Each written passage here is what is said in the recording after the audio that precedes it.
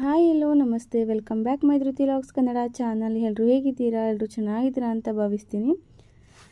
So ನಮ್ಮ ತೋಟದಲ್ಲೇ ಪಾಲಕ್ ಸೊಪ್ಪಿತ್ತು, ಹಾಗಾಗಿ ಇವತ್ತು ಪಾಲಕ್ ದಾಲ್ ಮಾಡೋದು ಹೇಗೆ ಅಂತ ಅಂದ್ಬಿಟ್ಟು ಶೇರ್ ಮಾಡ್ತಾಯಿದ್ದೀನಿ. ಬನ್ನಿ ಯಾವ ರೀತಿ ಮಾಡೋದು ಅಂತ ನೋಡೋಣ. ಮೊದಲಿಗೆ ಒಂದು ಬಾಣಲಿನ ಇಟ್ಕೊಂಡು ಒಂದು 3 ಟೇಬಲ್ ಸ್ಪೂನಷ್ಟು ಕುಕ್ಕಿಂಗ್ ಆಯಿಲ್ನ ಆ್ಯಡ್ ಮಾಡಿಕೊಂಡು ಎಣ್ಣೆ ಬಿಸಿ ಆದಮೇಲೆ ಸ್ವಲ್ಪ ಸಾಸಿವೆ, ಸ್ವಲ್ಪ ಜೀರಿಗೆ, ಹಾಗೆ ಜಜ್ಜಿಟ್ಕೊಂಡಿರೋವಂಥ ಒಂದು 10 ರಿಂದ 15 ಬೆಳ್ಳುಳ್ಳಿ ಎಸಳು, ಹಾಗೆ 4 ಒಣಮೆಣಸಿನ್ಕಾಯಿ, ಹಾಗೆ ಸ್ವಲ್ಪ ಕರಿಬೇವಿನ ಸೊಪ್ಪನ್ನ ಕಟ್ ಮಾಡಿ ಸೇರಿಸ್ಕೊತಾ ಇದ್ದೀನಿ. ಇದಿಷ್ಟನ್ನು ಹಾಕ್ಕೊಂಡು ಸ್ವಲ್ಪ ಹೊತ್ತು ಎಣ್ಣೆಯಲ್ಲಿ ಬೆಳ್ಳುಳ್ಳಿ, ಕರಿಬೇವಿನ ಸೊಪ್ಪು ಹಾಗೂ ಮೆಣಸಿನ್ಕಾಯಿ ಎಲ್ಲ ಫ್ರೈ ಮಾಡ್ಕೊಂಡಾದಮೇಲೆ ನಾನಿಲ್ಲಿ 2 ಮೀಡಿಯಮ್ ಸೈಜ್ ಈರುಳ್ಳಿನ ಚಿಕ್ಕದಾಗಿ ಕಟ್ ಮಾಡಿಕೊಂಡು ಸೇರಿಸ್ಕೊತಾ ಇದ್ದೀನಿ.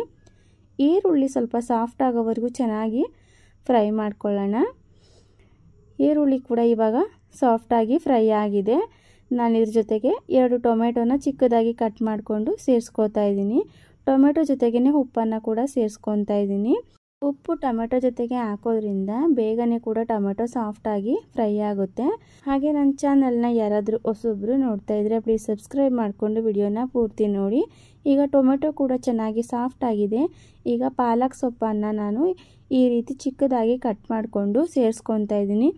ನಿಮಗೆ ಎಷ್ಟು ಸಾಧ್ಯವಾಗುತ್ತೋ ಅಷ್ಟು ಚಿಕ್ಕದಾಗಿ ಸೊಪ್ಪನ್ನು ಕಟ್ ಮಾಡಿ ಸೇರಿಸ್ಕೊಂಡು ನೀರು ಏನು ಹಾಕ್ತಲೇ ಚೆನ್ನಾಗಿ ಸೊಪ್ಪನ್ನು ಫ್ರೈ ಮಾಡ್ಕೊಳ್ಳಿ. ನೀರು ಹಾಕೋ ಅವಶ್ಯಕತೆ ಏನಿರಲ್ಲ, ಸೊಪ್ಪಿನಲ್ಲೇ ಸಾಕಷ್ಟು ನೀರಿನ ಅಂಶ ಇರುತ್ತೆ, ಹಾಗಾಗಿ ಸೊಪ್ಪು ಚೆನ್ನಾಗಿ ಫ್ರೈ ಆಗುತ್ತೆ. ಇವಾಗ ಫ್ರೈ ಕೂಡ ಆಗಿದೆ. ನಾನು ಇದ್ರ ಜೊತೆಗೆ ಒಂದು ಅರ್ಧ ಟೇಬಲ್ ಸ್ಪೂನಷ್ಟು ಸಾಂಬಾರು ಮಸಾಲ ಪೌಡರ್ನ ಸೇರಿಸ್ಕೊತಾ ಇದ್ದೀನಿ. ಖಾರಕ್ಕೆ ಎಷ್ಟು ಬೇಕಷ್ಟು ನೋಡಿಕೊಂಡು ಸೇರಿಸ್ಕೊಳ್ಳಿ. ಮೊದಲೇ ಒಣಮೆಣಸಿನ್ಕಾಯಿ ಕೂಡ ಸೇರಿಸ್ಕೊಂಡಾಗಿದೆ. ನಾನಿಲ್ಲಿ ಮೊದಲೇ ಬೇಳೆನ 3 ವಿಸಲ್ ಕೂಗಿಸಿ ಬೇಯಿಸಿ ಇಟ್ಕೊಂಡಿದ್ದೆ. ಈಗ ಬೇಯಿಸಿರೋ ಅಂಥ ಬೇಳೆನ ನಾನು ಇದ್ರ ಜೊತೆಗೆ ಸೇರಿಸ್ಕೊತಾ ಇದ್ದೀನಿ. ಬೇಳೆನ ಸೇರಿಸ್ಕೊಂಡಾದ್ಮೇಲೆ ಚೆನ್ನಾಗಿ ಒಂದು ಮಿಕ್ಸ್ ಕೊಟ್ಟು ಒಂದು ಕುದಿ ಬರೋವರೆಗೂ ಬೇಯಿಸ್ಕೊಂಡ್ರೆ ಸಾಕು. ಪಾಲಕ್ ದಾಲ್ ರೆಡಿ ಆಗಿಬಿಡುತ್ತೆ. ತುಂಬ ಈಸಿಯಾಗಿ ಸಿಂಪಲ್ಲಾಗಿ ಬೇಗನೆ ಒಂದು 10 ನಿಮಿಷದಲ್ಲೇ ಕೂಡ ಮಾಡ್ಕೊಂಬಿಡ್ಬೋದು. ಇವಾಗ ಲಾಸ್ಟಕ್ಕೆ ನಾನಿಲ್ಲಿ ಸ್ವಲ್ಪ ಕೊತ್ತಂಬರಿ ಸೊಪ್ಪನ್ನ ಕೂಡ ಸೇರಿಸ್ಕೊಂಡು ಒಂದು ಮಿಕ್ಸ್ ಕೊಡ್ತಾ ಇದ್ದೀನಿ.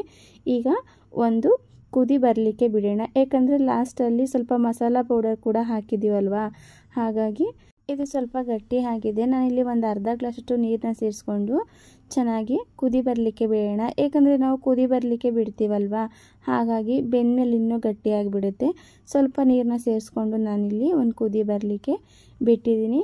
ನೋಡ್ತಾ ಇರ್ಬೋದು, ಇವಾಗ ಪಾಲಕ್ ದಾಲ್ ಕೂಡ ಇವಾಗ ರೆಡಿಯಾಗಿದೆ. ಬೇಗನೆ ಇನ್ಸ್ಟಂಟಾಗಿ 10 ನಿಮಿಷ ಕೂಡ ಆಗಲ್ಲ, ಬೇಗನೆ ಮಾಡ್ಕೊಂಬಿಡ್ಬೋದು ಬೇಳೆ ಎಲ್ಲ ಬೇಯಿಸಿ ಇಟ್ಕೊಂಡಿದ್ರೆ. ಹಾಗಿದ್ರೆ ಈ ಪಾಲಕ್ ದಾಲ್ ರೆಸಿಪಿ ನಿಮಗೆ ಇಷ್ಟ ಆಗಿದೆ ಅಂತ ಭಾವಿಸ್ತೀನಿ. ಇಷ್ಟ ಆಗಿದರೆ ಪ್ಲೀಸ್ ಲೈಕ್ ಮಾಡಿ, ಶೇರ್ ಮಾಡಿ, ಕಮೆಂಟ್ ಮಾಡಿ. Thank you for watching my video.